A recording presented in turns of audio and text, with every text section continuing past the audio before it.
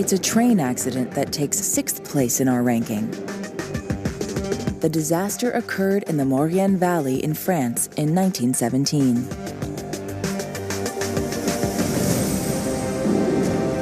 In December 1917, the First World War enters its 4th year.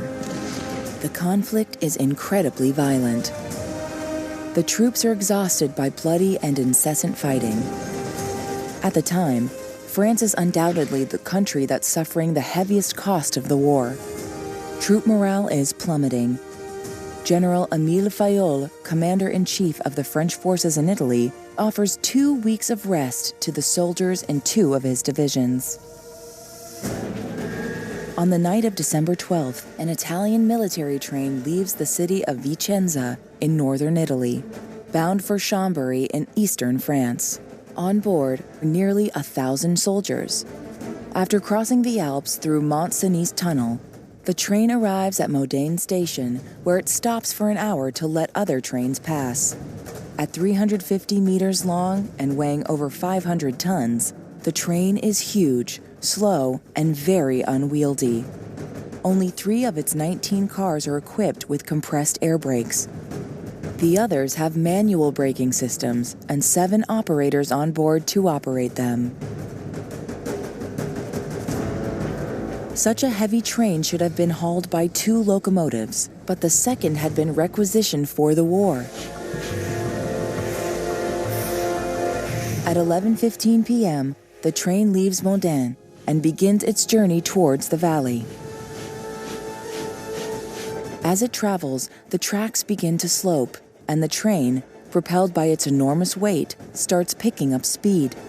Normally limited to 40 kilometers per hour, it soon exceeds 100. The brakes aren't powerful enough to slow it. The runaway train races down the tracks at the dizzying speed of 135 kilometers per hour. 1,300 meters before arriving at Saint-Michel-de-Marienne station, the 19 wagons derail. They pile up on top of each other and smash against the valley walls along the tracks. The overheated brakes and the ammunition carried by the soldiers combine to turn the tight valley into an inferno. It is the crash site from hell.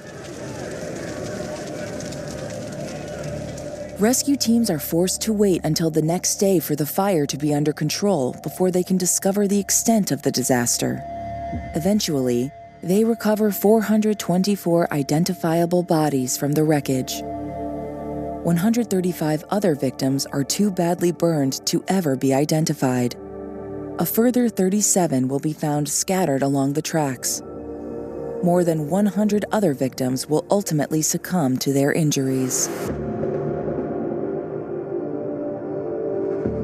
The official report will list 675 dead, but some experts believe that the true figure is closer to 800. They had survived the worst of the war, only to be killed on their way home for a rest. Only 183 lived. More than 100 years later, the derailment remains the worst rail accident